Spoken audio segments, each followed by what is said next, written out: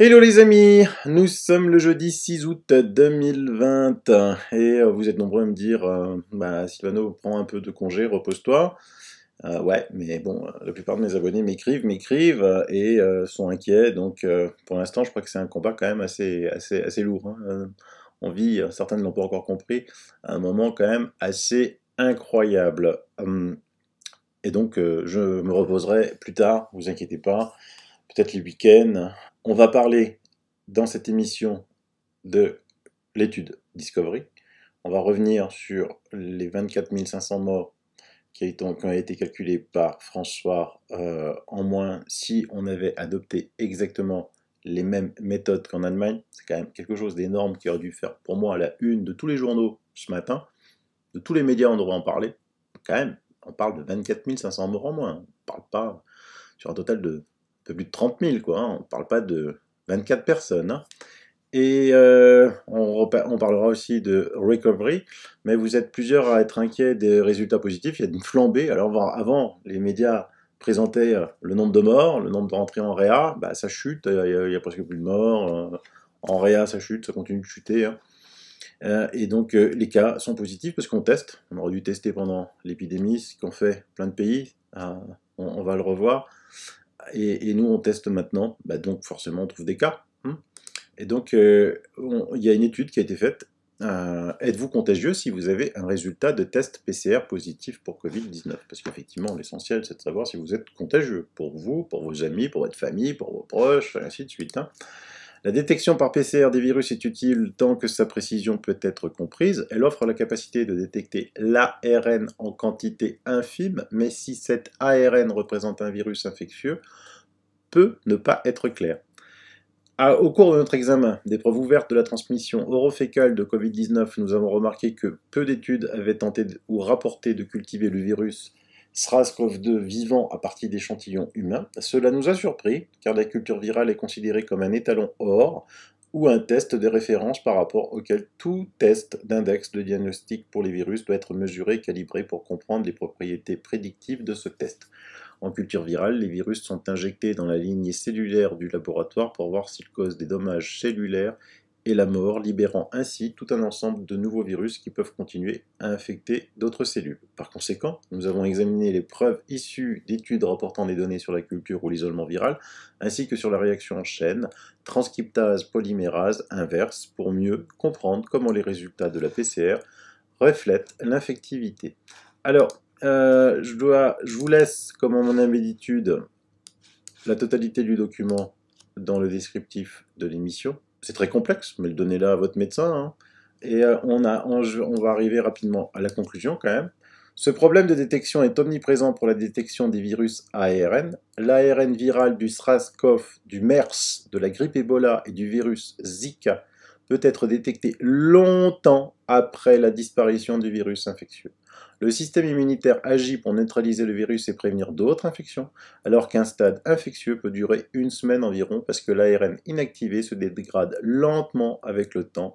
Il peut encore être détecté plusieurs semaines après la dissipation de l'infectiosité. Il vous donne un exemple dans un tableau.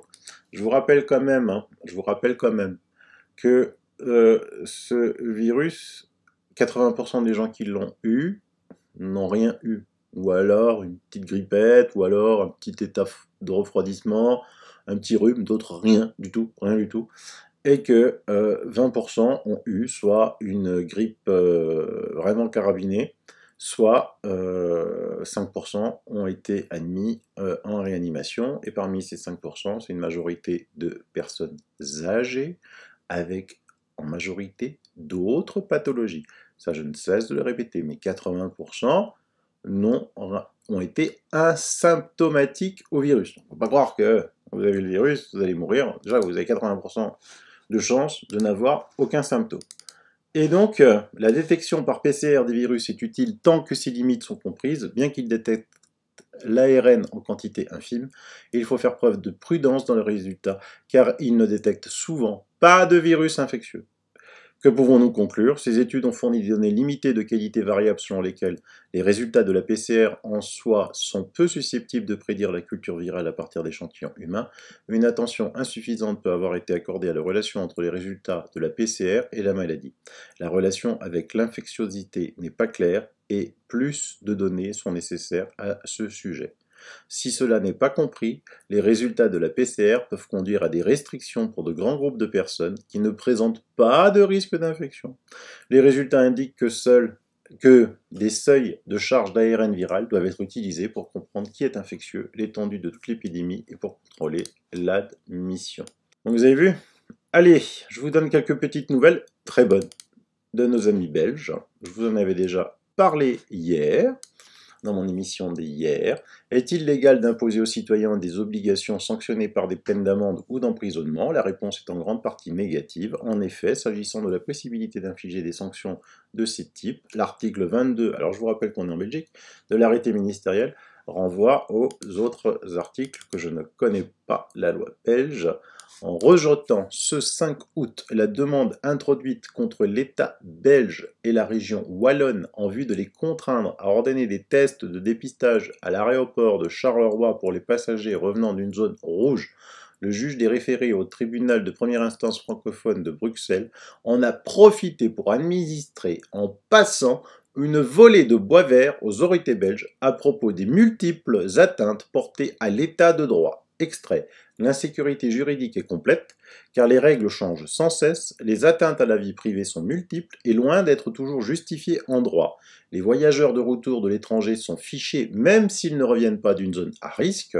L'égalité devant la loi est un principe qui paraît ignoré. Les magasins de produits non alimentaires ont dû fermer quand la grande distribution était autorisée à vendre ces mêmes produits. La foire du midi est interdite quand les parcs d'attractions sont ouverts.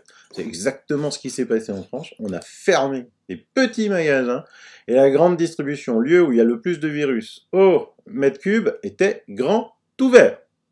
D'accord? S'il y a quelqu'un qui comprend ça, viens sur ma chaîne, mais expliquer, tu es invité.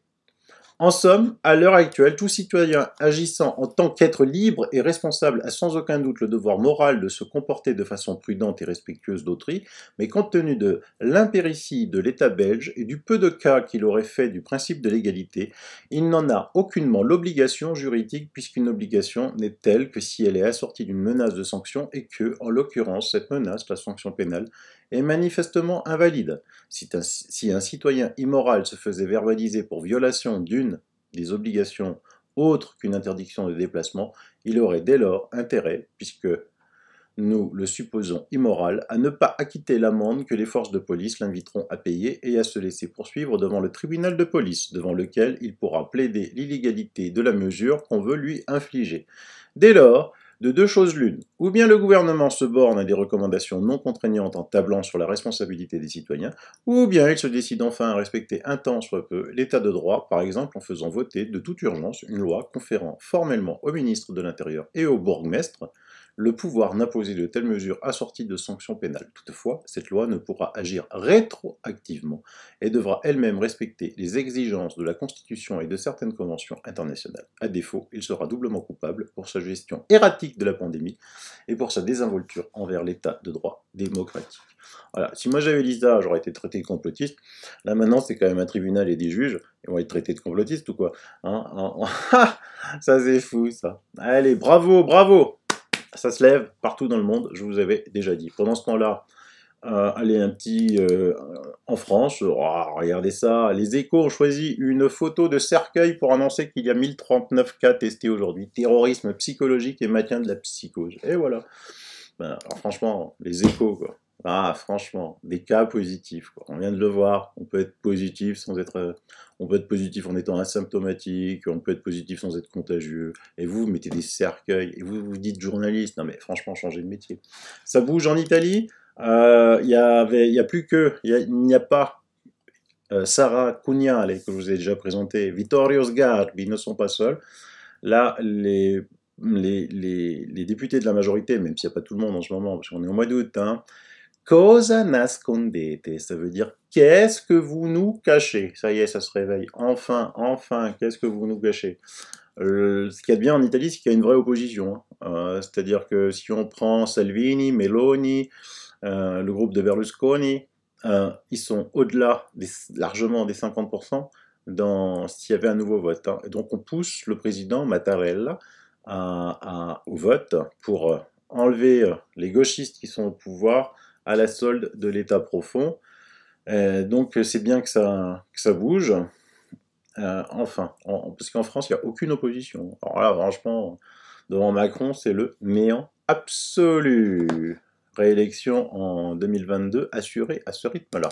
En Grande-Bretagne, des milliers de décès de coronavirus seront effacés du bilan officiel du gouvernement après un examen urgent du décompte du fiasco qui incluait des personnes qui s'étaient rétablies, sont décédées d'autres causes dans le bilan. Ça, je vous l'avais déjà expliqué aussi.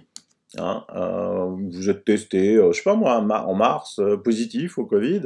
Vous êtes asymptomatique ou symptomatique, peu importe. Voilà. Et puis en fait, vous prenez le bateau en août, vous mourrez noyé, puisque le bateau s'est renversé. Lui, il était positif. Hop, mort Covid. Voilà comment on truque partout dans le monde pour gonfler les chiffres du Covid. Donc il pourrait y avoir 4000 morts imputés comme ça. Moi, je pense que c'est bien plus. Donc voilà le nombre de décès par jour in the UK. Vous voyez que malgré le fait qu'ils veulent absolument gonfler les chiffres, bah, une courbe c'est une courbe, hein, ça descend. Donc ils attendent la deuxième vague, oui, mais bon, la deuxième vague elle viendra pas de toute façon. C'est pas grave. Hein. Moi j'enregistre donc Internet a de la mémoire, donc tout le monde annonce une deuxième vague, et il n'y en aura pas. Donc on verra qui a raison. Hein. Donc soit moi je fermerai ma chaîne, soit moi je veux bien savoir si tous les autres fermeront leur chaîne. Je suis quand même un peu curieux. Hein. Voilà. Et donc c'est quand même cette histoire de 24 500 morts qu'on aurait pu éviter, c'est un sujet brûlant. C'est un sujet brûlant. Pourquoi on n'en parle pas dans la presse? Et donc, pour parler de nouveau de cette fantastique comparaison entre l'Allemagne et la France, hier j'ai fait une boulette. J'avais dit que on avait fait tourner des gros ordinateurs pour faire la simulation. On n'avait pas du tout besoin de ça. Un simple PC suffit. C'est pour recovery. Et vous allez voir, c'est Xavier Azalbert qui va nous en parler, puisque c'est lui finalement qui est à la tête de tout ça. Xavier, bonjour. Bonjour Sylvano. Alors, d'abord, on revient sur cette étude fantastique, comparaison Italie versus France, 8000 morts en moins, Allemagne versus France, 24 500 morts en moins. C'est incroyable. Oui, c'est incroyable, mais c'est une estimation que l'on a faite à partir des modélisations des indices que l'on avait créés pour essayer de mesurer la qualité au fil du temps de la gestion médicale et des soins dans divers pays et surtout essayer de faire des comparaisons d'un pays à l'autre. Parce que ce qui nous paraissait intéressant, c'était de faire ces comparaisons. Notamment, il y avait des pays qui avaient eu des stratégies thérapeutiques claires, simples, comme l'Italie, comme l'Allemagne, qui ont soit recommandé certains traitements, pour ne pas citer l'hydroxychloroquine, l'azithromycine, et qui ont laissé la liberté de prescrire aux médecins. Donc, ce sont des pays dans lesquels, on va dire, un traitement ou un autre n'a pas fait polémique, comme ça a pu le faire en France. Et ce qu'il y a d'intéressant, c'est que l'État a laissé le plein pouvoir aux sachants, qui sont les médecins en l'occurrence. Et comme le disait Hippocrate, qui soigne à raison. Donc, c'est bien en laissant la liberté de soigner aux médecins qui ont conduit les analyses, qu'ils ont pu traiter les patients. Et l'État s'est cantonné à son rôle, qui était de donner des lignes directrices au fur et à mesure de l'avancée de la science. Il n'y a pas eu d'interdiction, ce qui a permis à l'Italie d'aplatir sa courbe après un début catastrophique que l'on sait. Et ça a permis à l'Allemagne, en combinant, on va dire, le travail des médecins avec le rôle de l'État de régir un confinement qui a été quand même assez dur, mais court dans le temps, de le réduire et d'obtenir des résultats qui étaient, somme toute, meilleurs que la France. Donc l'analyse que l'on a essayé de faire, c'est de se dire qu'est-ce qui s'était passé si l'État français avait suivi les mêmes stratégies que l'Italie ou l'Allemagne. Alors, pour l'Italie, c'était assez simple à faire et rapide, puisqu'il y avait un décret italien qui était paru le 17 mars qui indiquait clairement que l'hydroxychloroquine et l'azithromycine pouvaient être, ainsi que d'autres traitements, pouvaient être prescrits et remboursés dans le cadre du Covid-19. Et donc, on connaissait la date du 17 mars. Pour l'Allemagne, c'était un petit peu plus compliqué, mais on a quand même trouvé la décision de l'agence, de l'équivalent de notre agence nationale de sécurité du médicament, le BfArM, qui expliquait comment utiliser l'hydroxychloroquine au lieu de l'interdire. Donc, sans rentrer dans le détail, ils ont donné les prescriptions et ils ont joué leur rôle, c'est-à-dire un rôle de gouvernance. Et, et ça a permis même d'avoir des résultats qui étaient clairs. Ce n'est pas le seul, ce traitement-là, c'est la combinaison de tous les facteurs, bien sûr, qu'il faut prendre en considération. Donc, la simulation que nous avons fait, c'était appliquer la stratégie thérapeutique italienne et après la stratégie thérapeutique allemande. On a fait ça avec Michel Julien, qui avait créé l'indice NRCFR, et on a eu l'idée de l'appliquer, on va dire, au pays français pour calculer le nombre de décès en moins ou en plus en fonction des stratégies thérapeutiques. Et il se trouve qu'en appliquant la stratégie allemande, on est tombé sur un chiffre qui était de 24 500 et quelques. Bon, c'est une estimation, hein. Bien sûr, on ne peut que regretter parce qu'il y a 24 000, il y a 30 et quelques mille personnes qui sont décédées, mais on pense que ce chiffre est une estimation probable. Et ce qu'il y avait d'intéressant, c'est que ça rejoignait l'estimation faite par le professeur Perron, qui avait été décriée dans les médias quand il avait sorti cet élément-là. C'est le fait qu'on tombe le même sur des chiffres identiques, on va dire, c'est sûrement accidentel, mais l'un peut expliquer l'autre et vice-versa.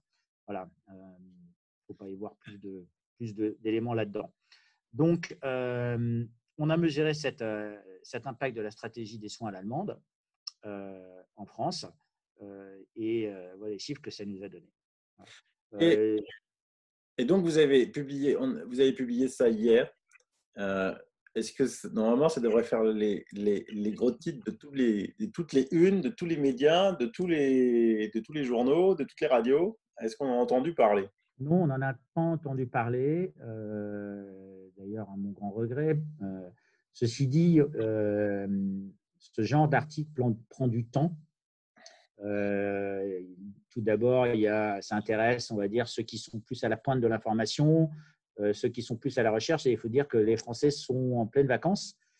Mais on a eu quand même des pics de recherche qui sont le double de ce qu'on a habituellement sur ce genre de thématique. Mais je pense que ce qui est important, c'est que ça reste dans le temps. Et petit à petit, quand les Français se posent des questions, comme on en a posé beaucoup de questions, puisque j'ai reçu énormément d'emails à ce sujet et si la France avait adopté la même stratégie que l'Allemagne, que le Maroc, que l'Italie, qu'est-ce qui se passerait? Et avec des Français qui étaient un peu déconcertés de la stratégie du gouvernement qui était rester à la maison, Doliprane, appeler le 15 si les symptômes ne passent pas au bout de 24 heures. Et ça paraissait un peu gros. Donc, voilà. Donc, on regrette qu'on n'en ait pas pu se parler, mais ça ne veut pas dire qu'on ne va pas en parler. Je pense que ça prend toujours du temps. Et puis, l'autre chose qu'il y a, c'est que c'est une estimation. On ne peut jamais être certain du résultat. Donc, une estimation demande d'autres analyses. Et je pense que ce qui serait intéressant, c'est qu'avant qu'on en parle, que des spécialistes, des épidémiologistes, justement, se penchent sur le sujet en France parce que c'est déjà fait aux États-Unis. Il y a pas mal de personnes qui nous ont contactés des États-Unis. On discute avec Harvey Rich de Yale à ce sujet-là, qui a compris la démarche. Bien sûr, comme toute démarche d'estimation, ça a des limites. La limite, c'est que ce n'est pas la réalité, quoi. La réalité, c'est qu'on déplore toujours les 30 000 et quelques morts. Mais il serait temps qu'on se pose des questions pour les éventuelles prochaines vagues, puisque tout le monde parle des prochaines vagues. Et il se trouve qu'avoir une clarté, il se trouverait qu'avoir une clarté dans, du gouvernement sur les produits à prescrire, donc ça c'est l'Agence nationale, ainsi que sur la liberté de prescrire, ça me paraît vraiment important aujourd'hui. Mais, oui, mais c'est bien de faire date, hein, parce que vous avez dit deux choses essentielles. Vous avez parlé des États-Unis, parce que vous avez aussi fait une émission. Vous avez aussi fait un article pour les États-Unis, une simulation pour les États-Unis. Là, ça donne de mémoire plus de 90 000 décès en moins si la technique allemande avait été utilisée. Et là, effectivement, déjà, moi, dans mon émission d'hier, j'avais dit que le professeur Tselenko, qui est un petit peu optimiste, avait dit, lui, si tout le monde de suite avait pris son protocole, on aurait économisé 150 000 morts aux États-Unis. Bon, vous arrivez à plus de 90 000, c'est déjà énorme. Et là, vous trouvez qu'aux États-Unis, ça réagit déjà beaucoup plus qu'en France. Alors oui, il y a eu plusieurs éléments qui ont fait que ça a réagi. Déjà, il y a eu une forme de censure qui a été mise en place par les grands réseaux sociaux, qui a culminé par Facebook, qui avait dit que toute personne qui ferait la promotion d'un médicament proscrit par la FDA, en l'occurrence l'hydroxychloroquine, eh bien, ils enlèveraient les messages, chose qui a été déjà fait puisque j'ai pas mal de lecteurs qui se sont plaints de cette censure. Le deuxième élément, c'est qu'il y a le numéro 2 de la FDA qui a, semble-t-il, assoupli les restrictions au sujet de l'hydroxychloroquine, il a dit que ça se déciderait entre patients et médecins, hein, sauf erreur de ma part. Donc, il semblerait qu'il y ait une forme d'assouplissement. Il y a un autre médecin qui est on va dire en ligne de front pour cela, qui s'appelle James Todaro, qui a été entendu par plusieurs membres du Congrès afin d'expliquer les avantages et les inconvénients des divers traitements et de demander la liberté de prescrire avec tous les traitements possibles. Et comme on dit, ça ne viendrait pas à l'idée à un général qu'on lui empêche d'utiliser toutes ses armes. Et ça paraît vraisemblable quand on enlève tous les traitements possibles à un médecin aujourd'hui. Voilà. Et donc, l'approche qu'ils utilisent n'est pas, on va dire, uniquement pour un produit, c'est juste de promouvoir la liberté de prescrire. Tout à fait. Et comme partout dans le monde, maintenant, il y a des études qui sortent, qui ne sont évidemment pas publiées par la presse dominante, par les médias dominants, où on voit que le rôle de l'hydroxychloroquine est majeur quand elle est donnée tôt dans le traitement. Je pense que leur situation à tous va être difficile à tenir sur le long terme, quoi. Il y a beaucoup d'études qui arrivent et on voit que dans toutes les études, il y a des biais. On peut toujours trouver une confirmation dans une étude ou dans un sens ou dans l'autre. Il y a une des choses qui me paraît importante, c'est qu'on focalise trop sur l'hydroxychloroquine. Il faudrait parler d'une bithérapie, d'une trithérapie. Ça me paraît plus approprié. Je pense qu'il y a encore du travail à faire, mais la science avance à grands pas sur la compréhension de la maladie qui affecte les organes et les personnes de manière différente, ce qui rend l'usage de multiples produits, de multiples médicaments sûrement préférable. Cependant, je ne suis pas médecin. Tout ce que je prône, c'est, j'espère que les médecins pourront récupérer leur liberté pleine et entière de prescrire et surtout de diagnostic, de manière à pouvoir faire les analyses nécessaires, parce qu'il semblerait qu'en fonction du stade de la maladie, il y ait des effets différents et que le virus se comporte de manière différente. Et je pense que la science avance. Il y a beaucoup d'études qui arrivent qui permettent d'avoir une meilleure compréhension et du coup sûrement d'améliorer l'état de la science. Et on a fait un article à ce sujet pour essayer, on va dire, de vulgariser l'état de la science à ce jour et ce que l'on apprend sur ce petit virus. Alors justement, la France, elle avait dit, bah non, on va tester. Donc, on attendait tous le grand test Discovery. Qu'est-ce qu'il est devenu, Discovery? Alors Discovery, eh bien, il est aux abonnés absents pour l'instant. Euh, le, pour nous, en fait, le silence de Discovery était en soi une information. Les patients de Discovery ont été intégrés dans l'étude clinique Solidarity, qui est l'étude de l'OMS, sans qu'il n'y ait vraiment de communication.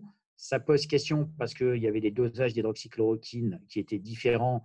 Je pense qu'ils sauront traiter cela par des sous-échantillons ou des analyses statistiques. Il faudra faire attention à la manière dont, bien sûr, on utilise ces analyses statistiques. Mais ça, je pense que c'est traitable.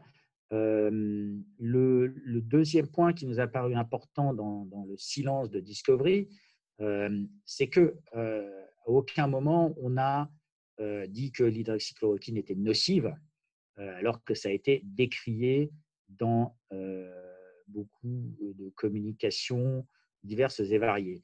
Et si ça avait été si nocif que cela, on l'aurait appris comme on l'a appris pour Recovery. Justement. Alors justement, Recovery. Vous sortez un article ce soir sur Recovery. Vous avez fait un truc de fou, là. Oui, en fait, Recovery est une étude qui nous a paru dès le départ avoir un certain nombre de biais. On a longuement parlé du biais du surdosage qui était questionnable. Et donc, on avait récupéré le protocole d'utilisation de l'hydroxychloroquine dans le bras hydroxychloroquine et fait l'analyse avec des experts au niveau de la pharmacocinétique qui amenait à une constatation que les patients étaient surdosés. Donc, quand on a vu les résultats, on était surpris de ne pas voir d'effet, alors qu'une étude brésilienne avait mentionné une surmortalité très rapide pour des dosages qui étaient similaires.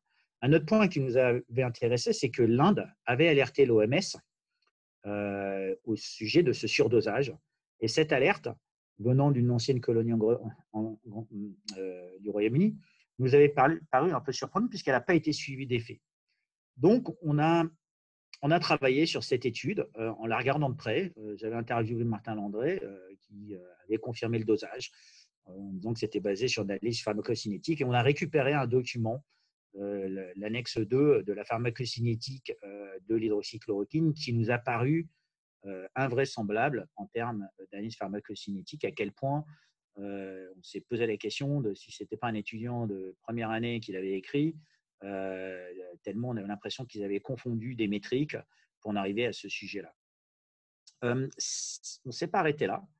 Il s'est trouvé qu'avec des correspondants anglo-saxons, on a obtenu certains documents qui sont des échanges entre le contrôleur de l'essai et l'essai lui-même, qui nous ont permis de faire une analyse qu'on va appeler une reconstitution, ce que j'ai appelé le sudoku de Recovery, puisqu'on a rempli pour diverses dates toutes les données qu'on savait. Et on a essayé de valider ces éléments-là et de tester la cohérence des données. Et on s'est aperçu qu'il y avait une immensité, enfin un grand nombre, quand je dis il y avait une immensité, il y avait un grand nombre d'incohérences dans ces données. Des incohérences qui pourraient, qui prêtent à question et qui, pour moi, demanderont une analyse indépendante et une expertise indépendante de ces données. On s'est intéressé à deux dates, la date du 22 mai et la date du 4 juin. La date du 22 mai, c'est la date de l'étude The Lancet, cette fameuse étude qui a été retirée, sur laquelle il y avait un ratio qui est devenu connu, c'est le ratio de mortalité dans le bras hydroxychloroquine contre le bras soins standard, qui était de 1,33. Et le contrôleur a posé la question à Recovery en leur disant bon, on a appris qu'il y avait un taux de surmortalité grâce à cette étude. Qu'est-ce qui se passe dans votre étude? Et il se trouve que les investigateurs ont répondu ah non, non, nous, on a un ratio qui est largement inférieur et il est statistiquement significatif, il est significativement différent statistiquement de ce chiffre-là. Dans tous les échanges que l'on a eus, on n'a pas pu retrouver le chiffre exact qu'ils ont pu avoir. Et dans nos reconstitutions qui ont été faites à partir d'une vingtaine de documents qu'on a obtenus, dans les reconstitutions qu'on a pu faire, il nous manquait quelques-uns de ces chiffres, mais on est arrivé à les reconstituer. Et en fait, il s'avère qu'au 22 mai, effectivement, ce ratio était significativement différent du 1,33. On a estimé qu'il était de 1,12. Donc 1,12 contre 1,33, il n'y aura personne pour contester qu'il est différent. Par contre, ce qu'on s'est posé comme question, c'est est-ce que ce 1,12, qui est formé donc du ratio de mortalité entre les patients issus du bras SCQ et du bras de soins standards, est-ce que ce ratio, ces deux chiffres, étaient statistiquement différents eux-mêmes? Et il s'avère qu'à cette date-là, les investigateurs auraient dû savoir et auraient dû s'apercevoir, puisqu'ils avaient les chiffres, qu'il y avait une différence et il y avait une surmortalité dans le bras hydroxychloroquine comparé au bras soins standards. Et cela, pour moi, est un réel problème. Donc, on s'est dit, OK, on a cette information-là. Maintenant, que s'est-il passé le 4 juin? C'est la deuxième date. Le 4 juin, c'est la date où MHRA, c'est-à-dire l'équivalent de la NSM, a demandé à ce que les données, la confidentialité sur les données soit levée. Et c'est à ce moment-là que les investigateurs ont conduit une autre analyse. Et c'est ce qui a donné lieu à un communiqué de presse le 5 juin qui mettait fin aux essais sur l'hydroxychloroquine au motif qu'il n'y avait pas d'effet positif avec un taux de mortalité aux alentours de 25 et quelques pourcents. Comparé au bras soins standards qui était de l'ordre de 24%. Donc, un ratio qui était de l'ordre de 1,07 ou 0,8 qui n'est pas, d'après eux, statistiquement différent. Il se trouve que pour le 4 juin, on a retrouvé 4 données différentes. Dans 4 documents différents, on a retrouvé 4 instances et c'est ce qu'on publie dans notre article. Il y a 4 données différentes sur le nombre de morts qui donnent des ratios différents. Et même dans le document qu'ils ont publié le 18, je ne sais plus si c'est le 10 juillet ou le 10 juillet ou le 8 juillet, mais c'est début juillet, je pourrais le vérifier, qu'ils ont publié dans MEDERIX, qui est le préprint. Au sein de ce document, il y a 2 nombres qui sont différents. Par exemple, le nombre de morts dans le bras hydroxychloroquine est dans un tableau différent dans la courbe de Kaplan, qui est la courbe de mortalité qui est utilisée. Donc, on s'est dit, waouh, c'est assez intéressant, il y a des chiffres qui sont différents. Et là, on a conduit une analyse qui est une rétro-ingénierie de toutes ces courbes. Et on s'est posé 3 questions. La première des questions, c'est est-ce qu'on est capable de faire un rétrofit, c'est-à-dire de simuler tous les paramètres avec un nombre de combinaisons statistiques qui se chiffre en millions. Et c'est donc ce dont on avait parlé, qui vous expliquait qu'on avait besoin d'ordinateurs très puissants et qui impliquaient des milliers de combinaisons. C'est des simulations qui tournent pendant 20 heures. Et donc, on a fait ces simulations pour faire un rétrofit, ce qu'on appelle une rétro-ingénierie, des diverses courbes de mortalité pour le bras standard, pour le bras hydroxychloroquine, pour le bras dexaméthasone. Et on arrive à rétrofiter, à rétro-estimer le bras soins standard avec un degré de certitude proche de 1, on arrive à faire le rétrofit du bras dexaméthasone. Par contre, le bras hydroxychloroquine, on n'y arrive pas. Et on n'y arrive pas malgré des millions et des millions et des millions de combinaisons. Et on arrive, par contre, ce qu'on arrive à faire, c'est à trouver un delta de nombre de morts dans les premiers jours, ce qui pourrait correspondre à la surmortalité dans les premiers jours de l'étude. La deuxième analyse que l'on a faite, c'est en France, il y a une étude qui a été publiée par la PHP qui nous a donné on va dire un étalon, une benchmark, et on a appliqué ces chiffres-là aux données de recovery. Et il se trouve qu'on retrouve le bras soins standard parfaitement. Et qu'est-ce qui se passe? C'est qu'on a le bras hydroxychloroquine, la courbe hydroxychloroquine de recovery qui est au-dessus des soins standards, c'est-à-dire avec une taux de mortalité supérieur, et la courbe de mortalité issue de l'hydroxychloroquine simulée avec les données de la PHP qui est en dessous. Et là, donc, il y a un énorme écart. Et on s'est posé la question, est-ce que cet écart pourrait dû être au hasard? Quelles pourraient être les raisons? Est-ce que c'est des patients qui sont de types différents, plus âgés, plus malades? Donc, il y a de multiples raisons. Mais en tout cas, il y a une chose qui est sûre, c'est que dans un cas, dans une étude en France, on a des chiffres, une courbe qui est en dessous et une courbe qui est au-dessus. Et ça correspondrait à ce que pas mal d'experts disent, que c'est difficile de répliquer des études statistiques et ça prendrait en faveur de l'observation empirique, c'est-à-dire la pratique sur le terrain, mais ça nous a éclairé. La dernière des analyses que l'on a faites, c'est se dire est-ce qu'il y a des différences significatives pour estimer combien de morts et quand est-ce que ces morts, on pourrait les recalculer et les retrouver.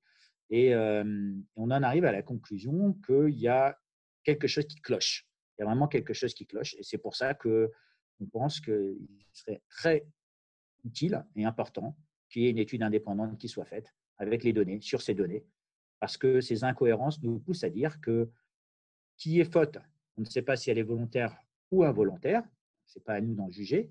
Par contre, il y a vraiment un problème. C'est énorme le travail que vous faites, hein. Franchement, bravo, parce que ça, c'est du vrai journalisme d'investigation, hein.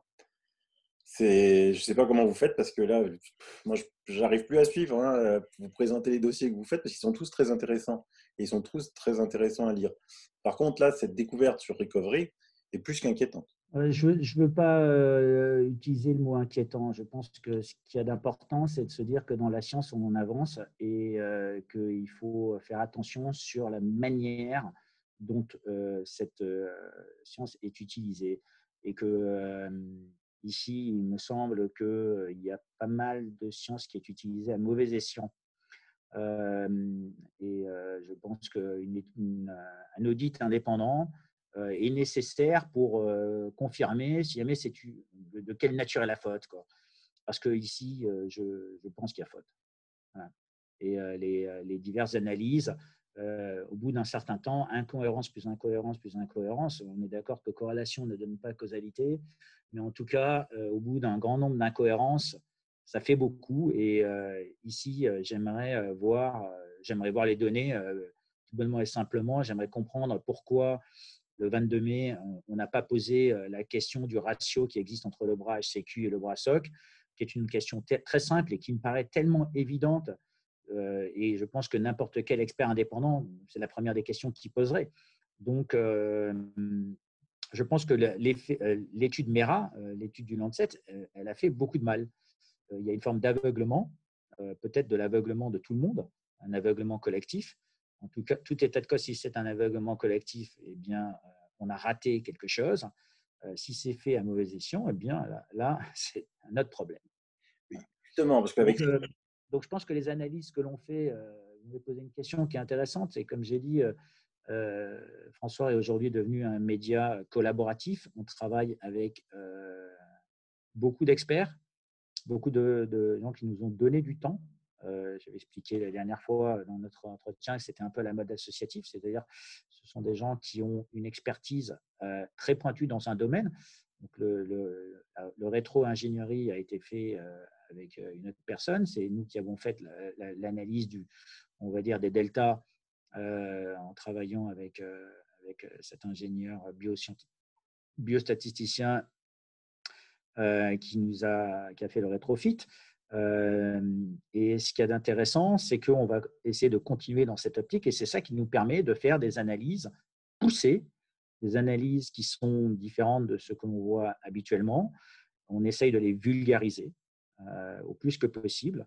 Et je suis conscient que certains des articles sont trop poussés. Et donc, c'est notre challenge de les réduire, de les résumer au plus simple, de manière à en tirer la quintessence pour que quelqu'un ne passe pas 2 heures à lire un article.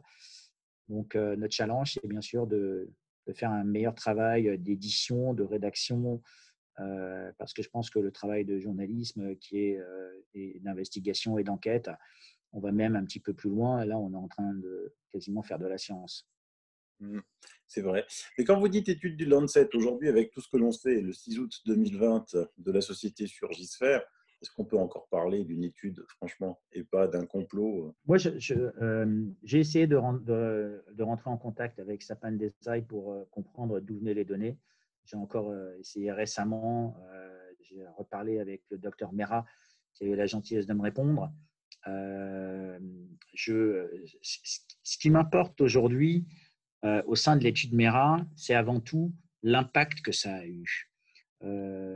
L'impact qu'une étude viciée a pu avoir sur des politiques gouvernementales, l'impact que ça a pu avoir sur des gens qui sont peut-être décédés aujourd'hui.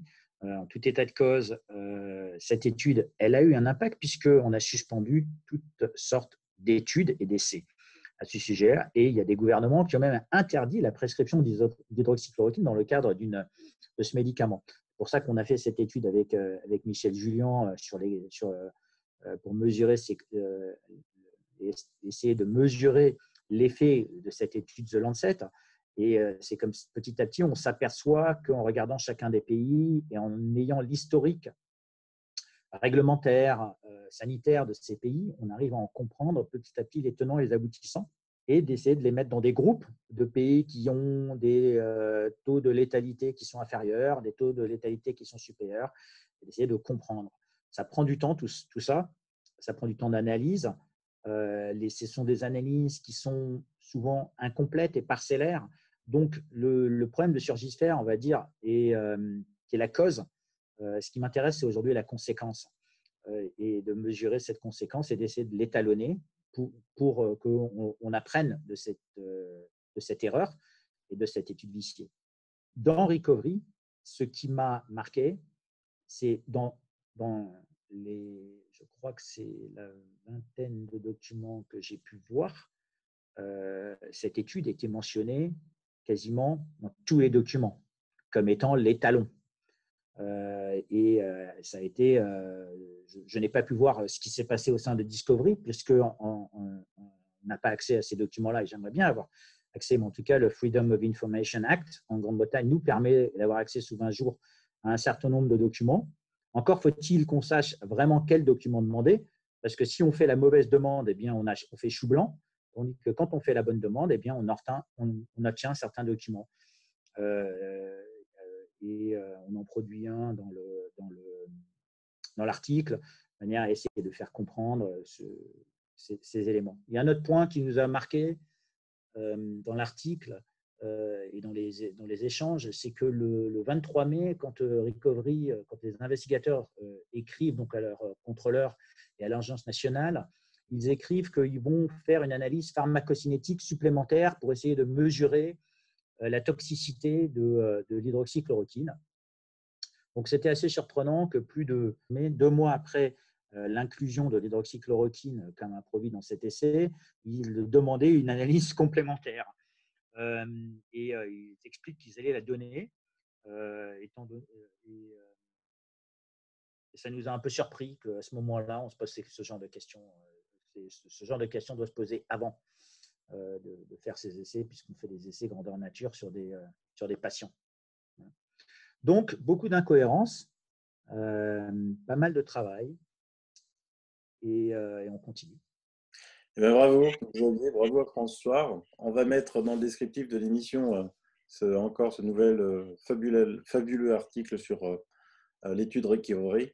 Et puis, vous avez aussi publié un article assez synthétique, très long, hein, je crois, 45 pages, je crois, de mémoire, de ceux qui voudraient un petit peu prendre le récapitulatif de tout ce qui s'est passé.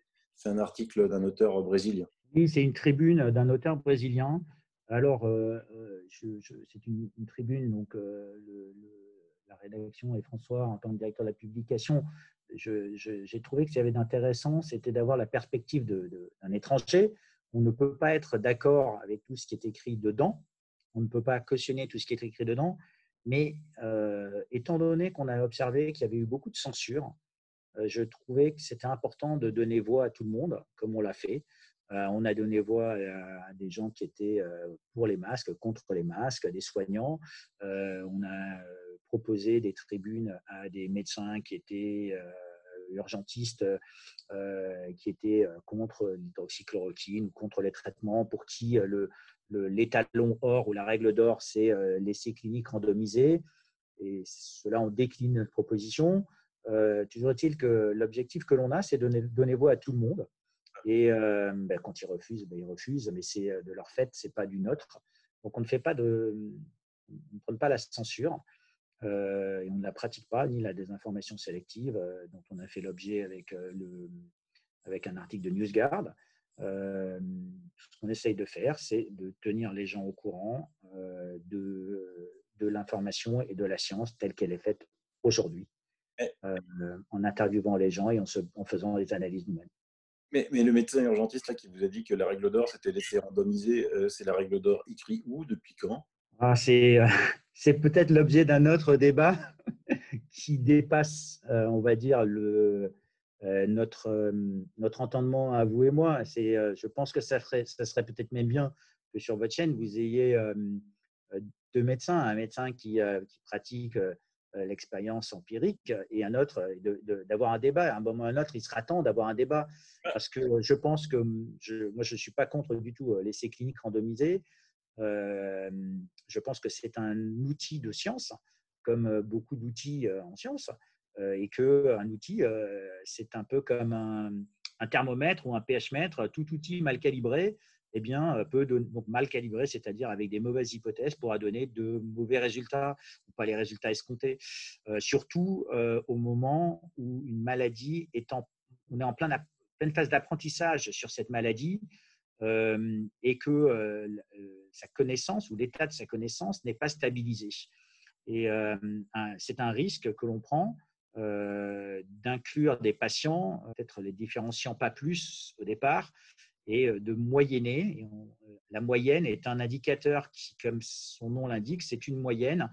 Et quand on mesure une moyenne parmi des gens, alors dernièrement on a appris qu'il y avait des gens, il y avait peut-être une immunité de cohorte, qui serait peut-être de 50%. Et si c'est le cas, ça veut dire que naturellement, on est une forme d'immunité interne.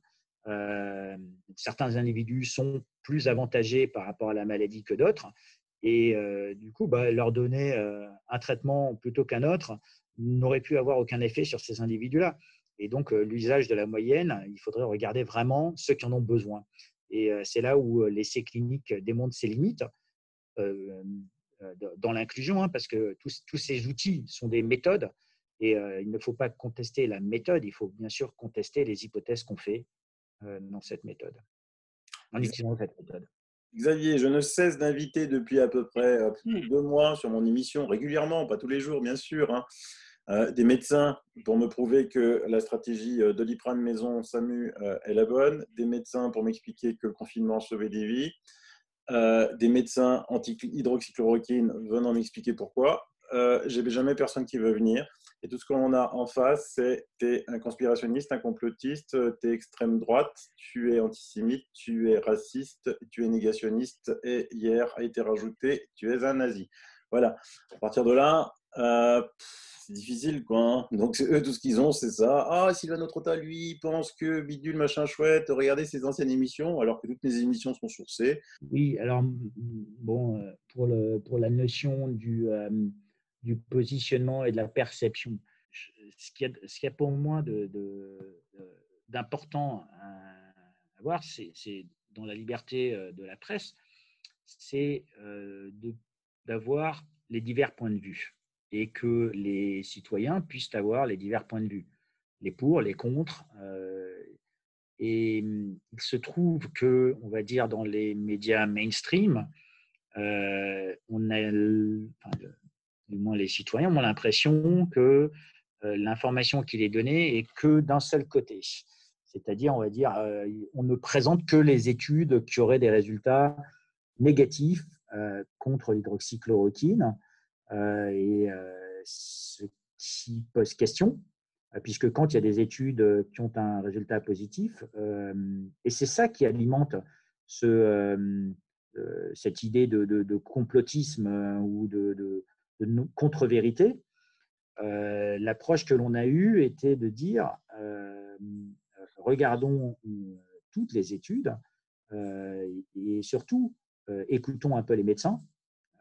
Donc, nous, on a parlé à beaucoup de médecins. On a eu cette chance, Sylvano, on a parlé à beaucoup de médecins de terrain qui nous ont dit, en citant des études, que, bien sûr, ce sont les études qui leur vont bien, sûrement, en citant des études que, de manière précoce, quand on traite la maladie avant, ça a un impact. Et il y a de plus en plus d'études qui le démontrent. Ceci dit, il est très clair que dès qu'on atteint la phase critique de la maladie et qu'on atteint l'hôpital, à partir du moment où il y a ventilation mécanique ou pas, eh bien, il y a un phénomène différent qui se passe dans la maladie et qui montrerait que l'hydroxychloroquine n'est pas efficace. Comme j'ai dit en introduction, quand on est un général, on ne voit pas comment un général pourrait se passer de son armée de l'air et de son armée de terre si jamais il veut préparer une guerre. Et peut-être qu'aux médecins de ville, pourquoi les empêcher de pouvoir d'avoir une arme dans leur arsenal de traitement et pourquoi essayer de donner un médicament à des patients les plus vulnérables alors qu'on connaît déjà les contre-indications. Et c'est ça qui moi, me pose question, qui nous pose question. Et c'est pour ça qu'on essaye de comprendre constamment. Et je pense que les médecins aussi essayent de comprendre. C'est pour ça qu'il y a beaucoup de collectifs qui se montent, que ce soit aux US, que ce soit en Allemagne. Alors, un des phénomènes qu'il y a eu en Allemagne, il y a un collectif de médecins qui se sont montés parce que malgré le faible taux de mortalité qu'ils ont et le même faible nombre de morts, les Allemands ne sont pas contents de la gestion de leur gouvernement de la crise. Ils ont déjà pris attache avec les Espagnols et je pense que en France, la tension est en train de monter et il y a un besoin à un moment ou à un autre de fédération. J'ai entendu certains médecins qui parlaient entre eux pour se fédérer et justement la fédération est ce qui permet d'atteindre sûrement des objectifs qui dépassent les clivages politiques, les clivages scientifiques, et ce qui est de préférable pour les patients, puisque la médecine ne devrait pas avoir de couleur de peau ou de politique. Tout à fait. On va rester sur ce bonbon de la fin. Et surtout, on n'a jamais fait, je le rajoute, d'essais randomisés sur le paracétamol, ce qui me étonnera toujours. Xavier, merci, continuez, hein, on continuera à vous lire, vous faites un super job, je sais pas, vous partez en vacances ou... Je m'en vais en vacances à la fin de la semaine. Ah, voilà, les opposants vont pouvoir respirer. L'histoire le dira. Bien, merci Xavier. Merci Sylvano, c'est super sympa de nous avoir invités et puis et à bientôt. À bientôt. Au revoir. Au revoir. Ça fait plaisir quand même de voir un vrai journalisme d'investigation en France. Bravo François. Et puis, il y en a plein d'autres dans le monde entier qui se réveillent enfin et qui font du vrai journalisme. Allez, l'émission est plus dépassée le temps qu'on s'était imparti pour la faire. Elle est devenue plus longue, mais c'est des sujets tellement passionnants quand même. Pour les vacanciers, ceux qui veulent partir en vacances, il y a des endroits à éviter, hein, de plages de Pamplonne sommées de fermer pour des raisons sanitaires. Bon, voilà, tout le monde sait que les ultraviolets tuent très rapidement le coronavirus, et donc en plein soleil, on ferme des plages. Moi, s'il y a quelqu'un qui sait. Pourtant, donc il est tellement dangereux ce virus, hein, tellement dangereux que tout le monde en a peur. Que maintenant, vous voyez tous les ministres, dès qu'ils passent à la télé, il y a des masques. Hein. Voilà, il y a les masques, ils sont tous masqués, quoi. Au bal masqué, oui, oui. Par contre, quand il n'y a plus la télé, c'est comme ça. Hein. Vous avez déjà montré des images pareilles quand c'était le deuxième tour des municipales au Touquet. Il n'y a pas de masque, il n'y a pas de distanciation sociale, on se touche les mains, on touche les têtes, tout va bien, tout va bien, tout va bien. Mortel, là, ce virus, mortel. Ah. Et donc là, c'était à Brégançon. Voilà, si vous avez vous aussi des photos intéressantes à m'envoyer. Vous m'avez envoyé beaucoup de photos ce matin, les chemtrails, j'ai pas eu le temps d'en parler. J'en parlerai, vous inquiétez pas, parce que c'est quand même une journée très particulière aujourd'hui, 6 août. Mais j'y reviendrai, vous inquiétez pas. Merci pour votre confiance. Portez-vous bien. À demain pour une émission très intéressante. Vous allez le voir. Bye, bise.